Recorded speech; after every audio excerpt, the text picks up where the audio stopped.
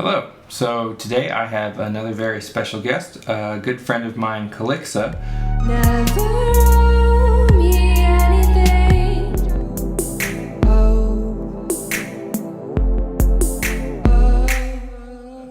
Who is a solo artist. She does electronic performance, she does vocals, she is also a composer of classical music, as well as contemporary synth pop, maybe trip hop kind of stuff. She does a lot of cool work, and we've done a number of shows together recently, so I thought it would be interesting to talk to her. Welcome to Music in Mind with Anthony Caulkins.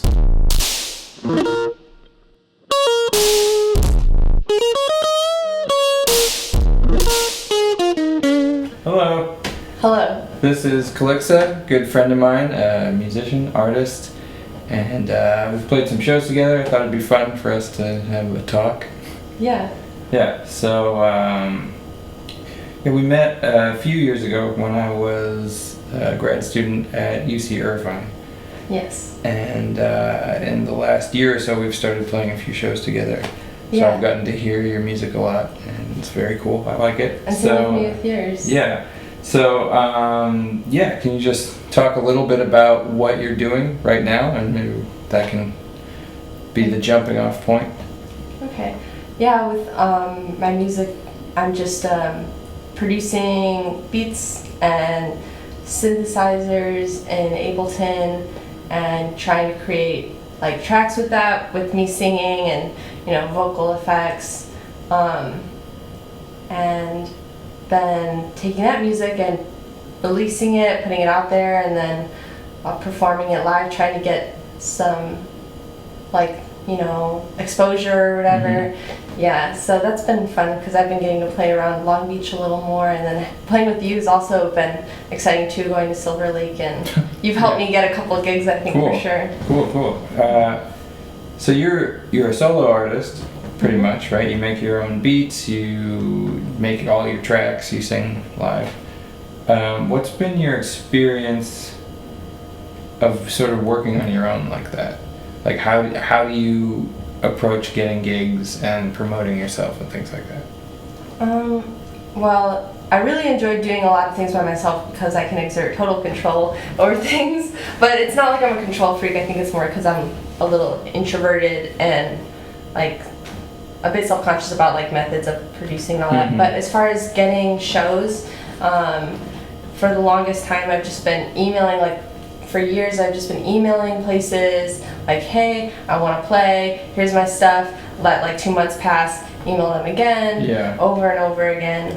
And there's like places where I've been sending them emails for a while but never heard back. But then like, I don't know, I had a couple shows with you, Mhm. and then I got lucky enough that finally someone at 4th Street Vine, on 4th Street, read my email after like a year and a half of emailing them and was like, oh yeah, I'll send your stuff to some other people that might Cool. book you. Yeah. And then someone booked me, and then other people were like, oh hey, we'll book you too. And that's been more like, it's unfortunate that it doesn't work. The emailing has worked for me, but I feel like it's more picked up speed since doing it in one place and then other people that book being there, and Right. yeah. Yeah. So getting kind of hooked up with promoters and bookers and stuff through Yeah. gigs. Yeah. Mhm. That's cool.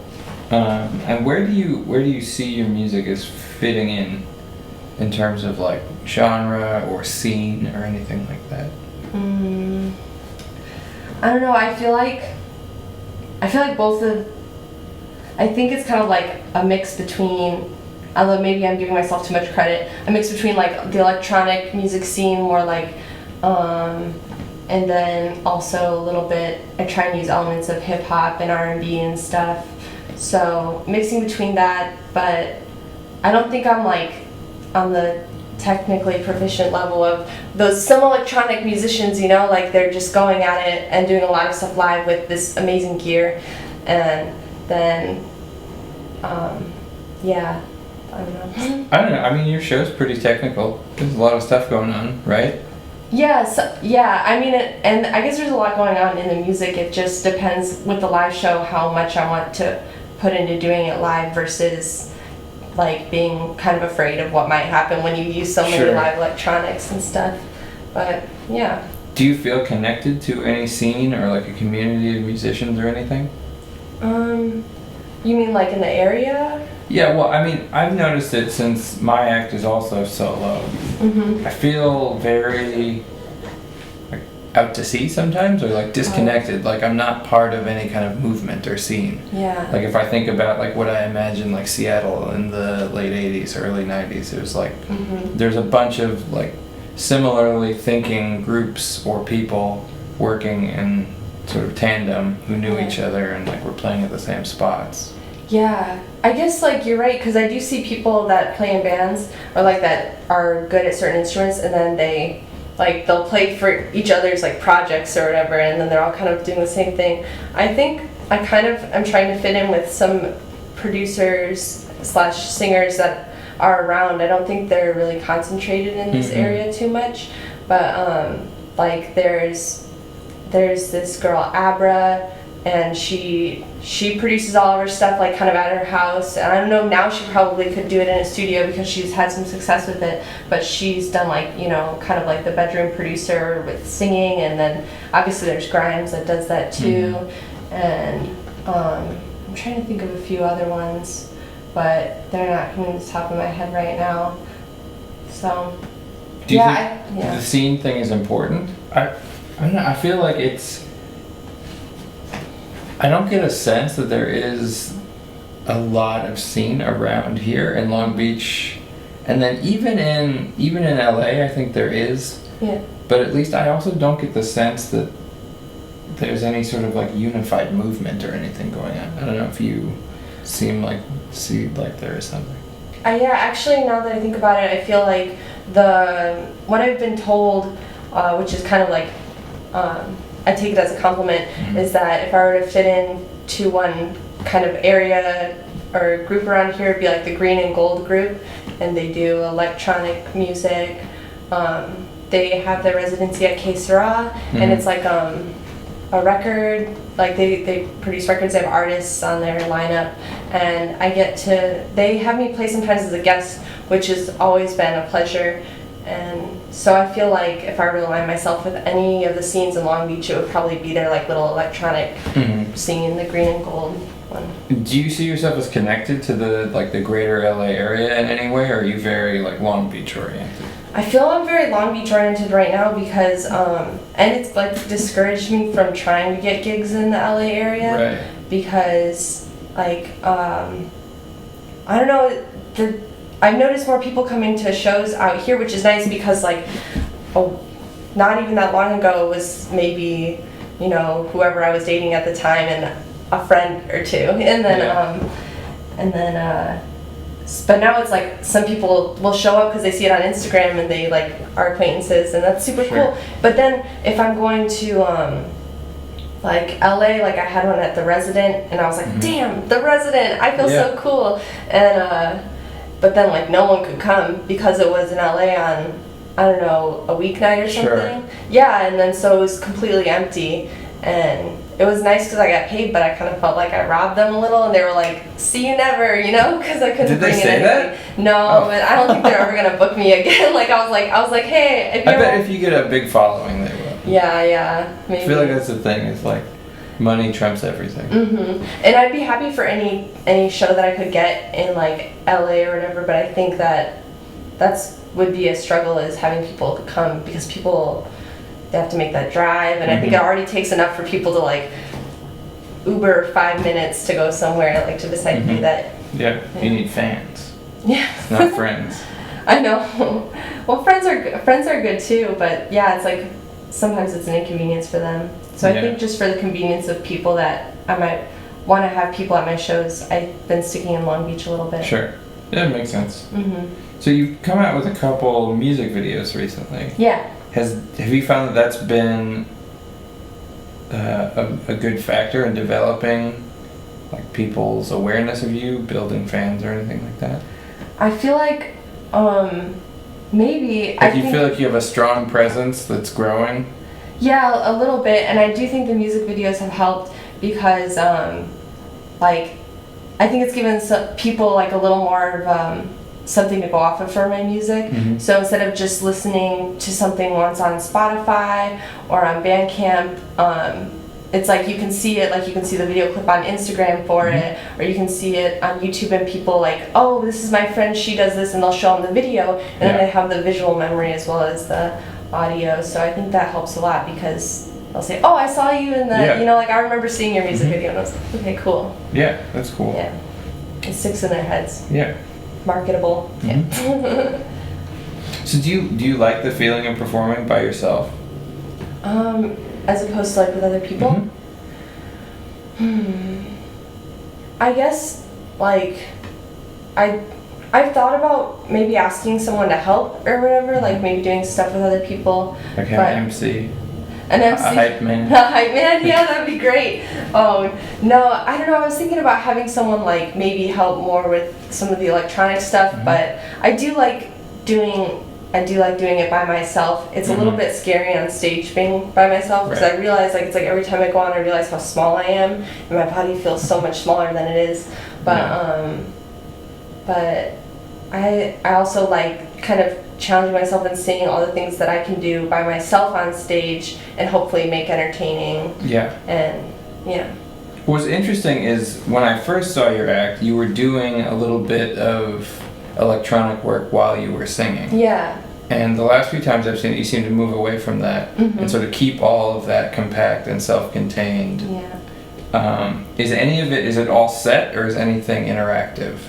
Okay, so there's like, I've actually been trying to reintroduce more interactive stuff with it, like my last show on your birthday. It was, yeah, but I've been, so even though it's like it's a lot more set, there's just a couple things that aren't set. It's mostly vocal effects. So changing vocal effects, like if there's a delay, tapping. It's like the most simple things, tapping the tempo so that you have the delay. Mostly just turning on and off vocal effects and yeah, but So do you have your rig in front of you again, or is it still way off to the side? Oh, it's in front of me. Yeah, it's in front of me again. And then even the last show I brought, it's like a dangerous game with my MIDI keyboard or my MIDI keyboard because I don't know, I can't figure out, it probably needs dusting on the inside. The connection gets a little funky and then sometimes it'll like press a note and it'll just hold forever and you're like, oh Jesus.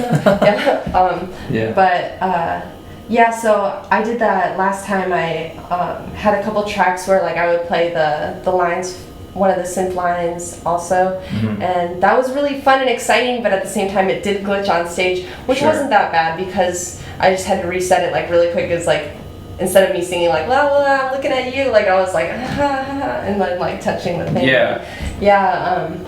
But I mean I got it working again and I want to keep doing that. I think I just might need to invest in more equipment or something or figure out how to get that one fixed. I would really like to someday actually have like a physical synthesizer that I could lean on and then, you know, have presets for it and use that in live performance. I mean, I think it's really engaging when you're working with the electronics because it's such a big part of your set. I mean, it's like, I don't know, 3/4 of what it is, maybe? Yeah, well, and it's a big part of it. Like, I spend so much time making that stuff, right, too. And so then you're engaging with it live, and so you're showing the audience that that is also you. Yeah.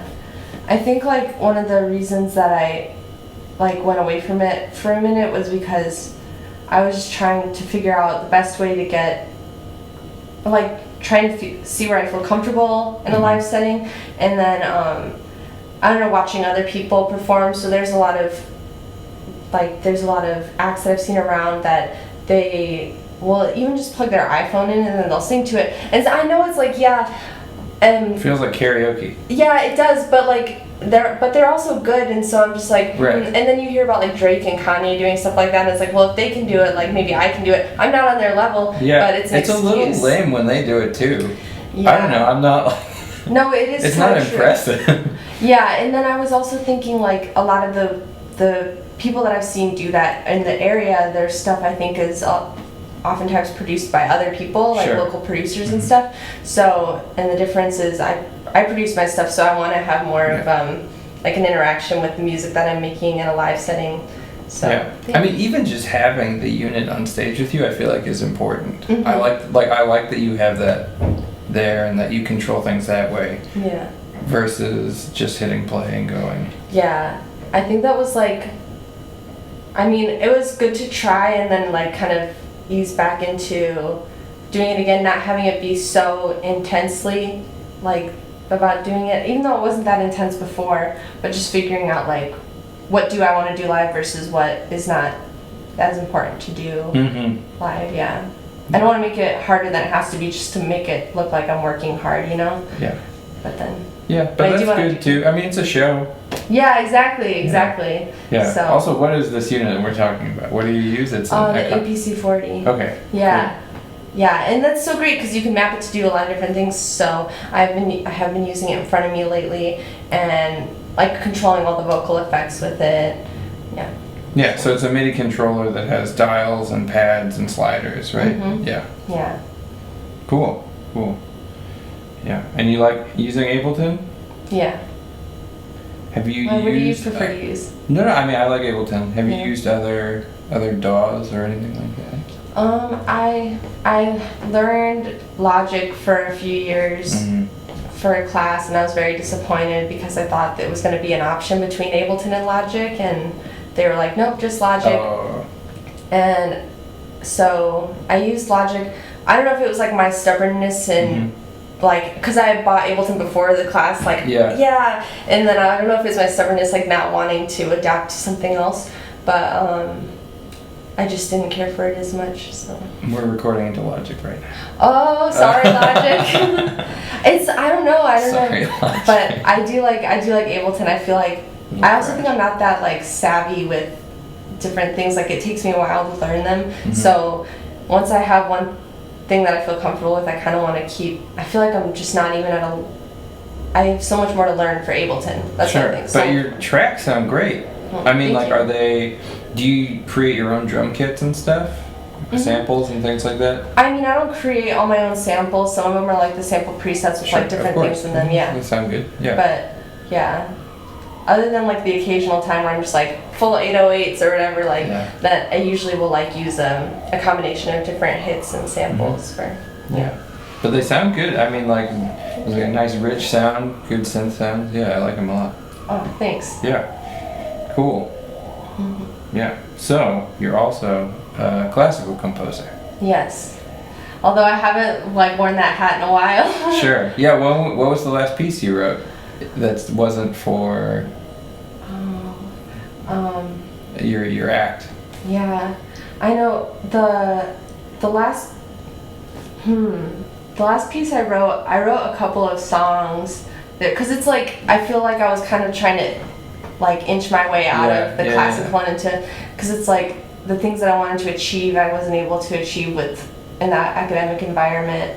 But I wrote a couple of songs. They were called Songs I Will Never Sing, because I wasn't going to sing them, someone else was singing them. But yeah, so I think it was for, like, it was a chamber ensemble piece. Cool. What was the instrumentation? I think it was similar to like Puro Lunaire. Oh, okay. Yeah. I always get I mean, we're not speaking French, it doesn't matter. I know. Yeah, it was similar to that. It was like flute, there was a bass clarinet, I'm pretty sure, I'm trying to remember all of it. Violin, a cello, percussionist, pianist, and then the vocalist. I think that's it. Cool. I'm not sure if there was like one more woodwind in there, but I'm pretty sure that was all. Was it like in the 12-tone direction or anything like that? Okay. No, I actually used, especially for one of them, I used some composition techniques from like David Lang. I really like him. Yeah, so he's got like sample scores up on his site, so I'll like take the sample scores and I'll like, how does he do it? And I like look into it. And yeah, he uses some cool, like, I feel like it's like a little like serialism in a way where he'll kind of like make rules for the instruments, the individual instruments, and then you'll see the rules like develop over time. Yeah. So like for 4 bars this one instrument is only playing these notes, and then the next 4 bars like there's another note added in, but another instrument's doing the same thing at a different pace. Yeah. And they only play like they have like these like the rhythms that are very like it's like, oh, they're gonna play an 8th note every 3/16 notes or something like that. It's just like very methodical, but it has a really beautiful effect. Yeah. So. Cool. Do you notice that anything from your classical composition coming into your songwriting? I feel like I think more so in my last EP, the Tough Meat EP, but I've been trying to like not overthink things as much. Sure. With mine, and I think with my composition stuff, I overthink things. Also, most of it was very like aggressive and angry music that I would write. Like I like Stravinsky. I like all those like he's just brutal or whatever. Digging in, and it's not very. I feel like it doesn't always line up with like kind of like trying to get a flow going or whatever or something. Yeah, brutal is not how I would describe No? your current act. Oh yeah, no, yeah, exactly, right? So it's like, I feel like it's a different... Brutal. Yeah. That'd be interesting. I know, I'd be interested to see you make brutal music like what you're making now. Yeah, well, I'm actually, I've been listening to some music lately that's been inspiring. I want to start working on new stuff. I've like got a whole like trajectory of plans, but I wouldn't mind having a little more maybe ugliness in it. I feel like when I was doing classical composition, I was always like trying to find a mix between like beauty and like just gross sounds or ugliness. Not obnoxiously, like where people are just like, well, that's just offensive. Obnoxious is fine. Yeah. It's fine to be offensive in music, I think. Yeah, but I'm not trying to be offensive like just for the sake of being offensive, you know? More just like trying to mix two different worlds of sound, and then I think I wouldn't mind trying to reintroduce some of like a little bit of grittiness and ugliness into it again. Yeah. Also, I really like kind of like polyrhythms or like complex rhythms and stuff, and I think like I'm kind of in a mental battle. I guess I could do both between trying to decide whether or not to just keep things simple rhythmically, because sometimes I listen to songs that have such simple beats and I'm like, well, that's great, and it's not even that complicated. Like, it doesn't have to be complicated to be great, but then also it's fun to mess around with stuff and just make shit crazy. I think it can be great and complicated too. I don't know, I think Tool is like the best band ever, and there's just so much depth in what they're doing in terms of rhythm and all sorts of stuff. So. Yeah, well, I think there's I think there's room for both.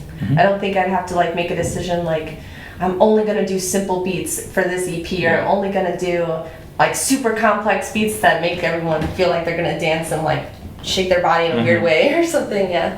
So I think the biggest thing I notice is that after studying classical composition, like perpetual 4-bar phrases kind of disappoint me sometimes. Like especially in interludes or something like that, or like a post-chorus or something. If it's always 4 bars, or like 4 bars, and then a new thing is added after 4 bars, and then another thing is added after 4 bars. It's like, man, this is like a massive letdown. It's like, I feel like that's the kind of thinking that I try to stay away from in my head, because like I think about, since we're like speaking in the classical composition world, a lot of times I try to think like, I'll think like, I don't know if this is necessarily true as what would Bartók do, but what would Bartók do? Because he's got so much good music that's very simple. And I think... But I think simple is different from predictable. That's true. I think if something's too predictable, it is boring for a lot of people, maybe. Yeah. Maybe not. No, I mean, I think that makes sense. That's a good, like, differentiation or whatever. Between, maybe not, I don't know. Maybe. Between simple and predictable, because I think I get shy about things that, I could hear like my professors in the back being like, well, do you really need to like repeat that line or something? And it's just like, oh, but then, I guess finding a happy medium between those things, or, don't know. But I have been trying to like not fall into. I like it when things kind of like will go on a little longer than you think, or like maybe like there's not a rhyme where you would expect there to be a rhyme, but it still works. Yeah. And then it's like, well, dang, like not everything has to be so cookie cutter. Yeah. I mean, it's something that I really like about some indie songwriting is where like phrases will go across a line, like a sentence, and so the end of a line of the poetry of it will be sort of mid-sentence, and then it's like this sort of cascading thing, which I guess would be like traditionally considered very bad songwriting or like bad prosody or something like that. Yeah, but it is nice when not everything lines up like that, because it gives it kind of like, I don't know, I feel like it still gives it more movement, where like it's like out of phase with the hypermeter or like overall structure or something like that. Yeah, that's cool. So you were in a master's program when you moved to California at Long Beach, CSU Long Beach? Yeah. But then you quit, right? Yeah. Why? Because, well, at first I felt I wanted to take time off anyways, and felt kind of like the momentum of it. Well, you should just apply. Okay, I'll apply. And then you get in, and they're just like, well, you should talk to them and see, and then you get like a scholarship or whatever, and it's like, I guess it'd be stupid not to do it. That's what I was thinking. Yeah. So it's a good opportunity. I'm just gonna do it. Right. And then so starting it, I think I just felt like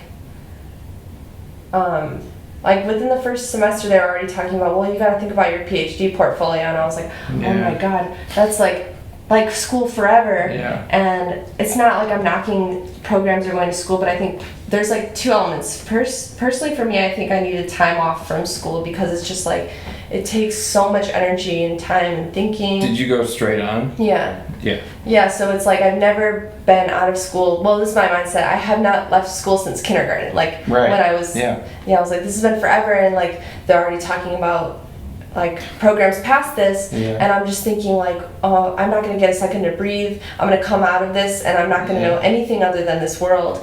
And also I think the other thing was, like I was saying, I was already feeling more like I wanted to make my music more accessible, and there are lots of elements of popular music that I really enjoy that really don't translate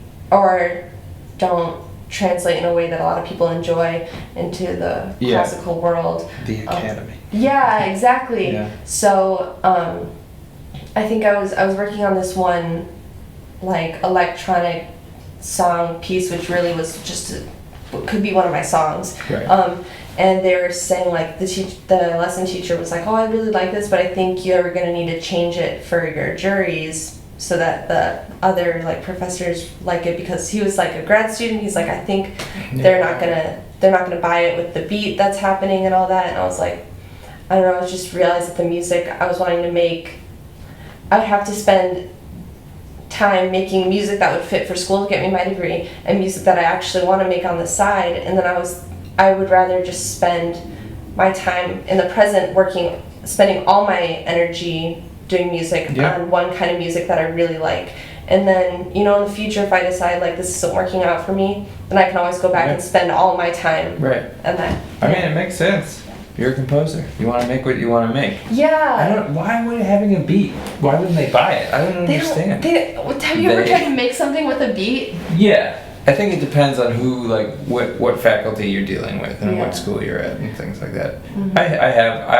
I feel like when I started doing it, I did it in a very, like, classical composerly way, as in, like, really lame, and it was, like, terrible. Oh, no. So stupid. Yeah, I feel like if you have things like that in it, there has to be so many other, like academic things at work in the piece for you to justify having a beat or something. Yeah, it's like classical pieces that like draw on jazz, but like do it in a really stupid way. I mean, there are some that do it in a great way, like back in the early 20th century and stuff. Like some of the classical music that uses jazz, although I guess a lot of them were white composers that did it, so I don't know if that's a problem, but yeah, I don't know. But I mean, even the idea of like taking folk songs and like dressing them up as like art music is like there's something really weird about that. Just that idea that like it isn't serious music to begin with. Oh, yeah. But then I don't know. I feel like it's almost giving it a little respect though, because it's like. But yeah, I think maybe it's trivializing it. Yeah. I mean, I don't think it's 100% disrespectful, but I think there's an attitude where like the song in and of itself, it's just this folk song, but now we're gonna make it a fugue or something. We're gonna make it, you know, worth consideration.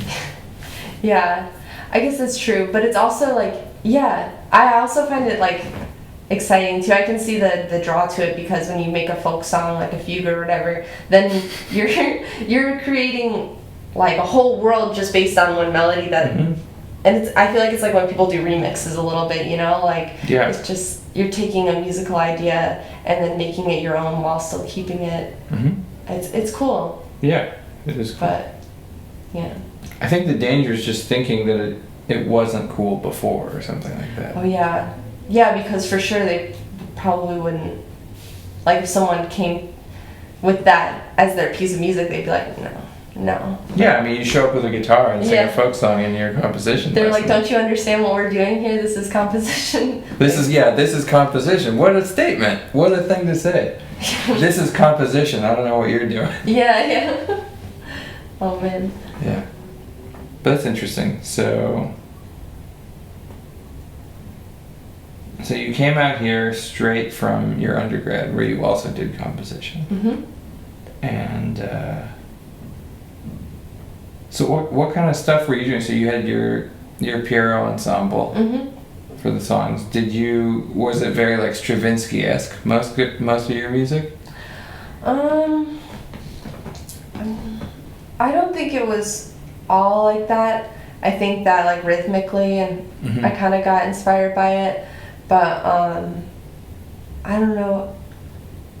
I'm trying to think of some of my favorite pieces. Some of them were a bit strange. Like I would get, like I've done like a prepared piano piece, but I always really liked things that used words. So there's a couple pieces for like speaking pianists that I was inspired by.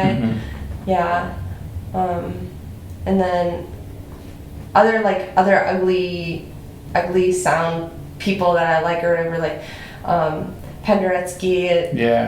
So I really like his stuff. And ugly sound people. That's great. That's like well, it's like because you know him for like all the like Trinity. That's great. I used to show that to little kid students to see what they thought of it. Well, I'd also sometimes show them The Rite of Spring, and I don't know, I'm just surprised like kids seem to really have very strong opinions about music. Like they hate The Rite of Spring, they hate Trinity. Of course they hate Trinity, but Dang. I mean, I guess like I don't know. I feel like I have strong opinions about music too, and sometimes it like takes me really like looking at something better to not have. Because like when you only look at something one time, it's easy to have an opinion about it. It's true. You're just like, well, it's not good. I showed a class of kids Jimi Hendrix once, and they thought that it was the worst music they'd ever heard in their life, and they asked why he was so bad at guitar. Oh. It was crazy. How? It was such a strange reaction. That's so interesting. I mean, you could just make a whole series of YouTube videos of that, of like kids react to music or something. Well, I think there is that, right? I mean, there's gotta be. They show them like System of a Down, and the kids are like, It's great. So, I just finished playing a run of Mamma Mia, the ABBA musical. Oh, yeah. It was great. It was fun. But so I had this weird thing with ABBA, because I feel like everybody thinks that ABBA is this really important band. And even people who don't like ABBA think that ABBA should be like in the annals of the history of music and stuff like that. So do you have any bands like that where you don't particularly like them, but you think that they're important for people to know? Or composers or whatever. People or composers. I mean, I guess I guess composers go for like Schoenberg or whatever, because I don't think I've ever really listened to his music and been like, wow, this is great, you know. But then like you have to. You don't put it on and like clean the house and stuff. No, but I don't even think I like listen to it and I'm just like, yes, you know, like I think there's like one Berg or Webern piece that's like you can kind of like get it's like yeah, like you can follow it a bit. Yeah. I'm trying to think of other types of music. I feel like there's like definitely bands that I don't know if I dislike them, I just don't really know them or haven't spent time with them, and I'm like, yes, they are important, but I don't know as well. People like Metallica. I'm not familiar with Metallica at all. Sure. I don't know if that's. You must have heard some of their songs. I'm sure if like someone picked their most popular song and played it for me, I'd probably know it. Yeah. But I can't think of a Metallica song off the top of my head. Okay. I don't know. Music that I don't like. I mean, Schoenberg's a good answer. Yeah. But only music people know who that is. Yeah. I know. It's hard to think of like popular music that I don't like, because I think most of it's pretty enjoyable. I don't know. What about you? Like, do you have any examples for you? Well, my friend Lizzie Erickson, who's on the podcast, that's not a podcast, the YouTube channel last time, said U2, which I thought was an excellent answer. Oh. Because I also feel that like I really, really don't like their music, but I see them as like an important figure in the history of rock. I think U2's just another one. I feel like my strongest opinion is disinterest. Like, yeah. Led Zeppelin would be a good answer if one felt that way. Yeah. That would be the perfect answer to this question. Yeah. I guess then my mom would feel that way. Yeah. My mom doesn't like his voice, the screechiness or whatever. I don't love it. They're okay. Yeah. You like it. Yeah. Yeah. The Who would be a good answer. Yeah. I know. Yeah. But most of those, like I say, most of those bands, I feel like it's more just like I haven't taken the time to form an opinion on them. I feel that way about Jimi Hendrix a little bit. Yeah. Like, super important, very good guitar player, but I don't love his music. In fact, I kind of find most of it boring. I mean, that's another one where it's like I know the Watchtower song. I know like a handful of them, and people love him, and I'm like, yeah, he's great, because that's all you hear. Yeah. But yeah, not on my own. I've never been like, I'm gonna listen to this Jimi Hendrix album. Yeah. I should. If there's so much music, it's like I can say I should listen to more, like, older music or something. Yeah. Like go back and get a little bit more of that culture, but I don't know. I'm lazy. That's fine. Yeah. Okay. So what about now? What are you working on? Do you have any shows coming up? Yeah, I have a show coming up on September 26th at the Good Bar. Okay. Up on 7th. I should put like a thing at the bottom. Yeah, fancy. So fancy, yeah. So the Good Bar on the 26th, and I'm excited for that. I've never played there before. Oh yeah, I know where that is. Okay. Cool. Yeah, it's got all the skateboards on the wall and stuff. Yeah. I'm pretty excited to have a show there, and because like I said, I've never played there. What's the date? Sorry. September 26th. Okay, cool. Yeah, and then I've been working on. I'm trying to put out my second EP, which is just going to be 4 songs. But because I have other things that I'm working on that I feel like are kind of different, like I feel like there's a break between one kind of project and another, and so I think that I need to like take those songs that I have and put them out on an EP so I can continue to move. Like, and it's not even like a huge direction change, but just like little things here and there, like mood change, and because I'm already wanting to start working on more stuff. So I'm hoping to get that out soon. Cool. Yeah. Very cool. All right. Well, this is Calyxa.